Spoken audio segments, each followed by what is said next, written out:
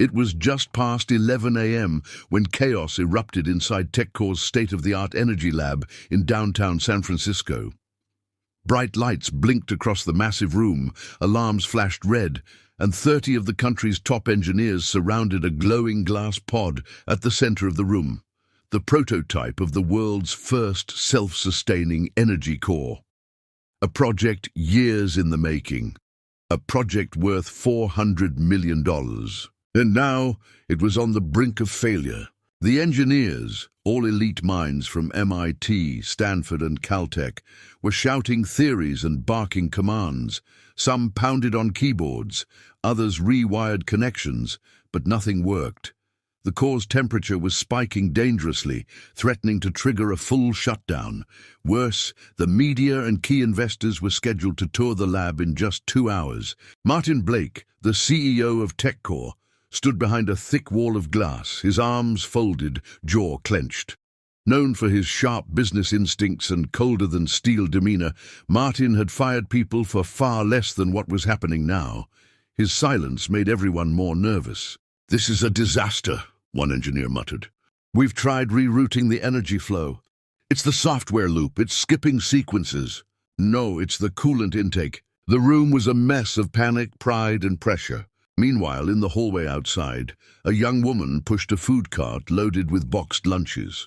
Riley Jensen, 22, wore a cap with a faded logo from a small local cafe. She was just the delivery girl, or at least, that's what everyone assumed. No one noticed her steady eyes scanning the monitors from the glass window. No one asked why she paused instead of continuing her drop-off. Because Riley wasn't just a delivery girl. She had once been accepted to MIT with a full scholarship at age 17, but life had different plans. Her mother's stroke, 2 years into college, changed everything. Riley dropped out, took 2 jobs, and spent every spare second keeping her mother alive. Engineering went from her dream to a distant memory. Now she delivered lunch to people who lived her former life. But something about the blinking monitors made her pause. She saw the lines of code, the real-time diagnostic data. She could still read them like music. Her sharp mind noticed something the engineers hadn't. Inside the lab, an argument flared. "We're 5 minutes from a full system collapse," one engineer warned. "We need to shut it down." Martin Blake's voice came over the intercom, calm but dangerous. "If that core crashes in front of the press this afternoon, we're done." Riley's fingers curled around the cart handle. She looked down at the food, then back at the lab. Her heart raced. This wasn't her place. She wasn't one of them anymore. She wore an apron, not a lab coat. But the core was about to crash, and she was almost certain she knew how to fix it. She took a breath and stepped through the side. "Door into the lab." "Hey!" one of the engineers barked, startled. "You can't be in here." "I'm sorry," Riley said quickly, her voice steady despite her nerves. Look, I overheard a bit and I saw the code from the hallway.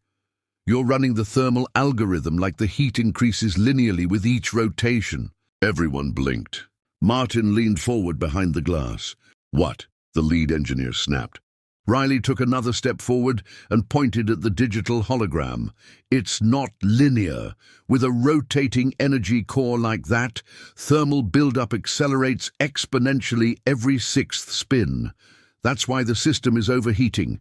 Your sensors are lagging. You need to recalibrate the delay to compensate for the spike pattern." A long, dead silence filled the room. Some of the engineers looked irritated, others surprised. The lead engineer looked ready to laugh her off until one of the junior techs, curious, ran the numbers. "Wait," he said. "Hold on, she might be right." He keyed in the recalibration Riley suggested. The core's alarms dropped. The temperature stabilized. Every system turned green. Gasps spread across the room. Behind the glass, Martin Blake stood still, his eyes fixed on Riley. The lead engineer swallowed hard and looked at her. "How did you know that?" "I used to study this," she said simply, "before life got in the way." Martin reached for the intercom. "What's your name?" he asked, his voice echoing. Riley Jensen." He paused, then said 5 words that changed her life. "Stay where you are, Riley. Riley stood frozen in the middle of the high-tech lab, surrounded by some of the most brilliant minds in the country, her delivery cart still beside her.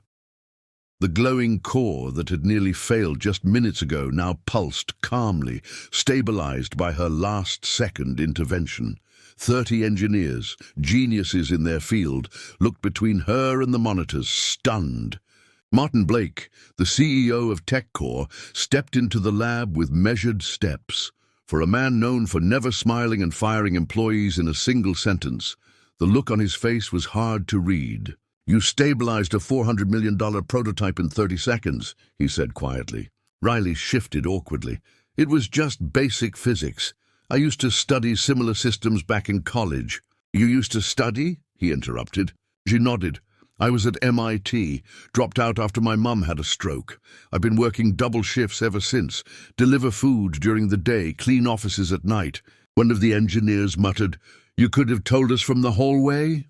"I wasn't trying to interfere," she replied, "but the system was going to fail." Martin looked around at his stunned team, then back at Riley. "You saved this company. Do you understand that?" Riley didn't know how to respond. It still didn't feel real. All she'd done was speak up. All she'd done was care more about what was happening than about her job title. Martin gestured toward a nearby terminal. "Show me what else you see." Riley blinked. "Right now." "Right now." Half the engineers stepped aside. Riley moved to the console, typed with confidence, and pulled up system logs. She pointed out a few misconfigured subroutines, inefficient cooling loops, and a design flaw in the plasma distributor.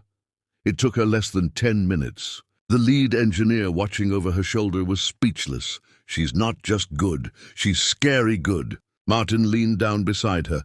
"How long would it take you to finish your degree?" 2 years, she said, "if I could afford to go back." "You can now," he said, "and you're starting here. As of now, you work for TechCore." Riley's eyes widened. "What? I didn't mean to." "I'm not asking. I'm offering," Martin said. "You see what 30 top engineers missed. You think on your feet, and clearly you belong in this lab more than most people wearing lab coats today." The engineers didn't argue. In fact, a few of them smiled, some even nodding. "You serious?" Riley asked. "Very," he replied. "Full salary, mentorship program, and I'll cover your tuition if you want to finish your degree part-time. You belong in this field, Riley, not behind a food cart." She swallowed hard. "I don't even know what to say." "Say yes," Martin said, a faint but genuine smile appearing.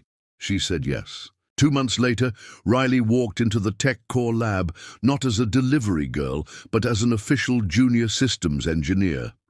Her badge, clipped to a clean blue lab coat, had her name printed in bold. Her desk sat right next to the main core display. The other engineers had embraced her, not just out of respect, but genuine admiration. She still took care of her mom, still worked hard every day, but everything had changed. Martin checked in often, mentoring her directly. She wasn't treated like a token charity case. She was treated like a prodigy, because that's what she was. Her fresh ideas helped speed up improvements in the energy core system, catching the attention of environmental foundations and even NASA. One morning, Martin called her into his office. "I've been thinking," he said. "We're starting a youth engineering initiative. Inner city schools, underprivileged kids. You'd be the perfect spokesperson. Someone real, someone who's lived it." "You want me to be the face of it?" she asked. "I want you to lead it," he replied. She blinked, overwhelmed. "I never imagined I'd have this chance." "You didn't imagine it," he said. "You earned it." As she walked out of his office, a memory flashed in her mind. Her reflection in the mirrored doors of the TechCore building that day she came to deliver lunch. How out of place she felt. How invisible. Now she was anything but. She had walked in as a delivery girl. She stayed as an engineer, and she was leaving footprints for others like her to follow. It had been nearly a year since Riley's life took that sharp, unexpected turn in the heart of TechCore's labs. Since then, she had not only become a vital engineer on the Energy Core team, but her name had begun circulating in tech journals as the accidental genius who reshaped a billion-dollar project. But behind the spotlight, Riley never let go of her humility. Her mother's health was still fragile, and Riley made time every morning to prepare her breakfast before heading to work. The pressure was immense, but so was the purpose she felt every day. One afternoon, Martin Blake called a private meeting in the executive conference room. Riley arrived nervously, assuming it was about her youth engineering initiative.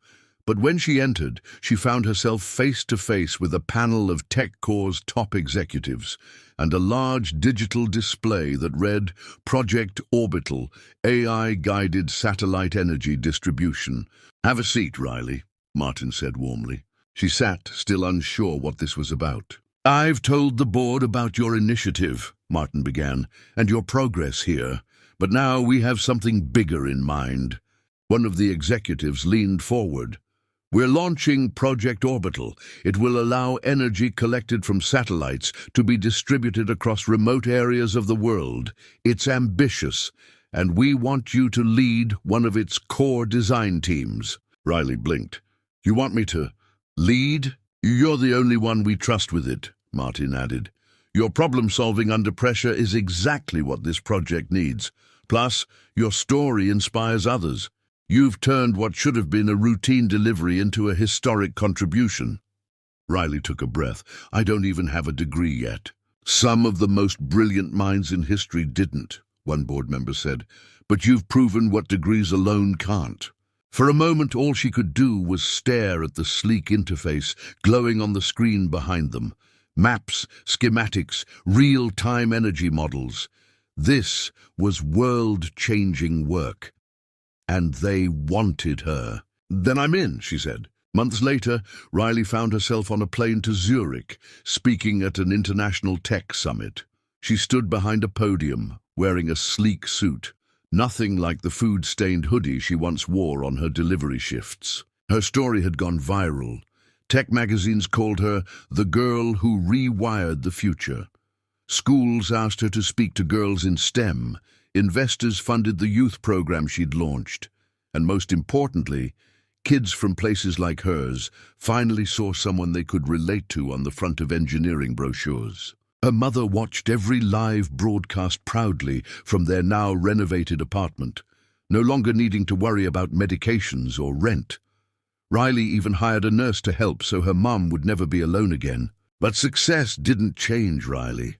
She still spent her free time mentoring interns, reviewing grant proposals for underprivileged students, and working late into the night to refine the satellite energy matrix. One evening, as she walked through the quiet TechCore hallways, Martin joined her by the massive window overlooking the city. "You've come a long way," he said. She smiled. "You gave me the chance." "No," he replied, shaking his head. "You took the chance. I just didn't get in your way." They stood in silence for a moment, watching the skyline glitter under the moon. "You know," he added, "I used to think genius only came from Ivy League pipelines. Now I think it comes from people like you, the ones who struggle, sacrifice, and see things others don't." Riley looked out at the stars.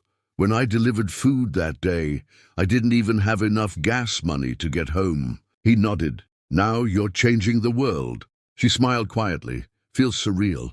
"Get used to it," he said. "You're just getting started." 3 years later, Riley stood on a mountaintop in Peru, watching a school light up for the first time, powered by energy routed from TechCore's orbital network. A girl in a dusty uniform ran up to her, holding a small tablet. "Miss Riley, is this yours?" she asked, holding up a photo of Riley on the screen. "It is," Riley laughed. "Do you want to be an engineer one day?" The girl nodded eagerly. "Then start now," Riley said. "You've got what it takes." As the sun dipped behind the mountains, Riley felt something she hadn't in years: peace, the kind that comes from knowing your pain built something beautiful. She'd delivered food, then she delivered hope, and now she was delivering light to the darkest corners of the world.